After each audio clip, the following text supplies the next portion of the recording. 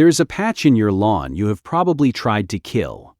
Small round leaves, 3 to a stem, sometimes a fourth if you believe in luck.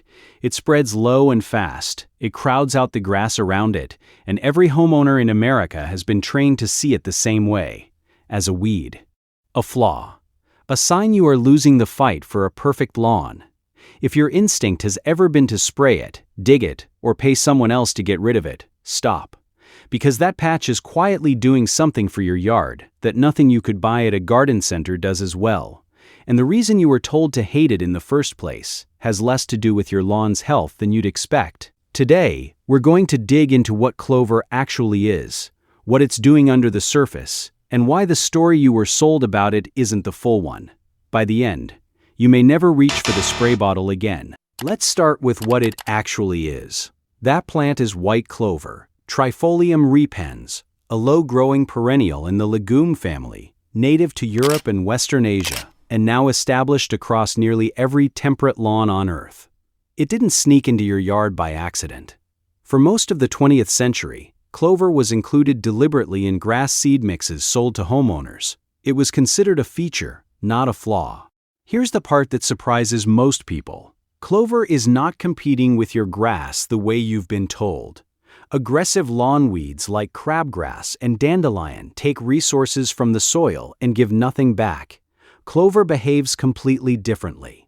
It doesn't fight your lawn for nutrients, it manufactures them. And this isn't a fringe opinion. Go back far enough and clover wasn't just tolerated in American lawns, it was the standard.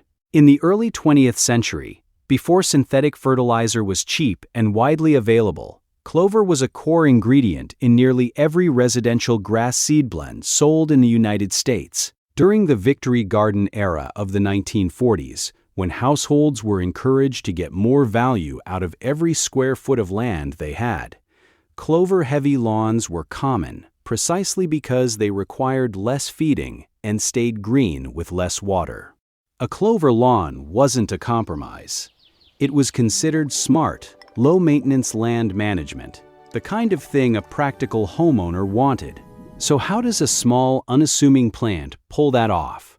The answer is underground, in the roots, where clover has formed a partnership that most of your lawn cannot replicate.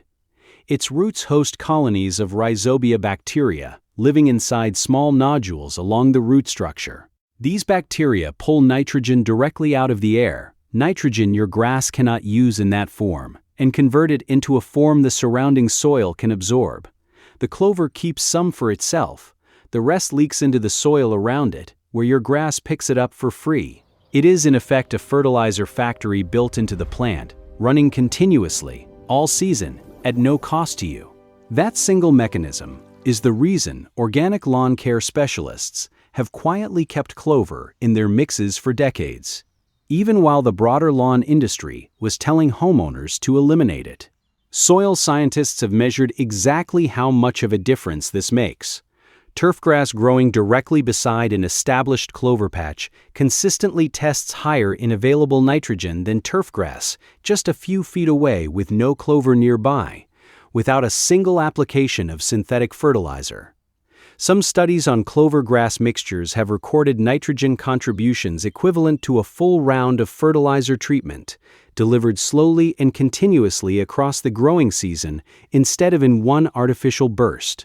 Your lawn is not guessing when it grows greener around a clover patch. It is being fed, in real time, by a plant you were told to remove. And the benefits don't stop at nitrogen. Clover's roots run deeper than turfgrass, which means it pulls water from lower in the soil during dry stretches, staying green when all grass lawns are already browning. Its low, dense growth habit crowds out crabgrass and other actual weeds before they can take hold. And when it flowers, it becomes one of the most reliable food sources for honeybees and native pollinators in the entire suburban landscape, at a time when pollinator populations are under serious, well-documented pressure. Walk out to a flowering clover patch on a warm afternoon and you'll see it immediately.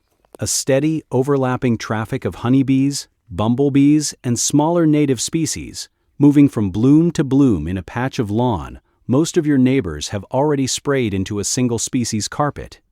In a suburban landscape where flowering plants are increasingly rare, that one small patch can end up doing more for local pollinator survival than an entire street of manicured, chemical-treated grass combined. So if clover does all of this, why does almost everyone still think of it as a weed to be destroyed? Here's where the story gets interesting. For most of the 20th century, clover sat quietly in nearly every seed mix, appreciated for exactly the reasons we just covered.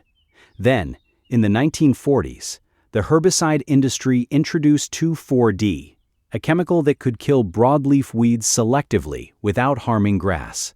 It was marketed as a breakthrough for the perfect lawn. There was just one complication. Clover is a broadleaf plant. 2,4-D killed it right along with the weeds it was designed for. Rather than market a product that also destroyed something homeowners had always valued, the story shifted. Lawn care marketing over the following decades began redefining clover itself as the problem, not the herbicide's side effect. Seed companies quietly removed it from their mixes.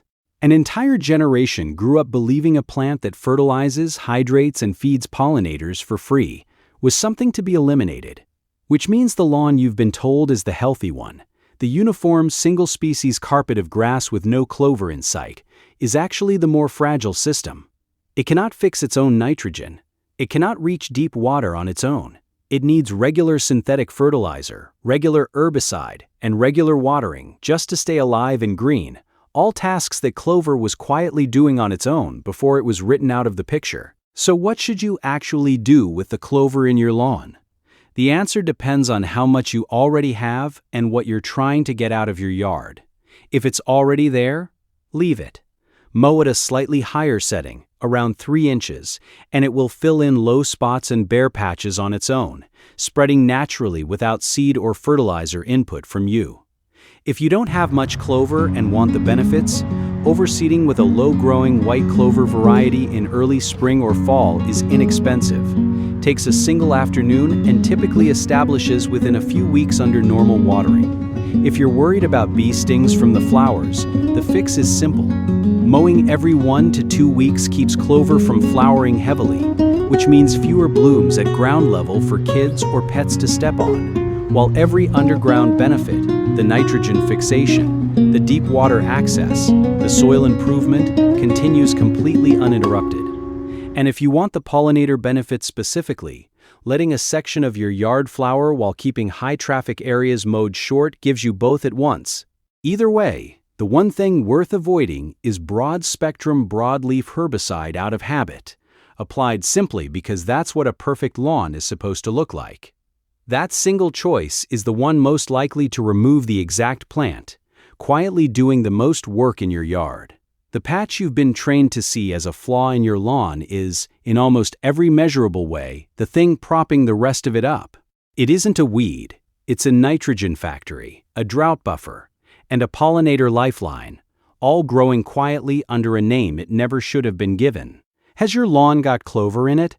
Or have you been fighting it for years without knowing what it was actually doing? Tell me in the comments. I read every one, and that's exactly the kind of story this channel exists to dig into. Subscribe if you want more of this. And if you want to meet another plant hiding a secret most people walk past every day, the next video is already waiting for you.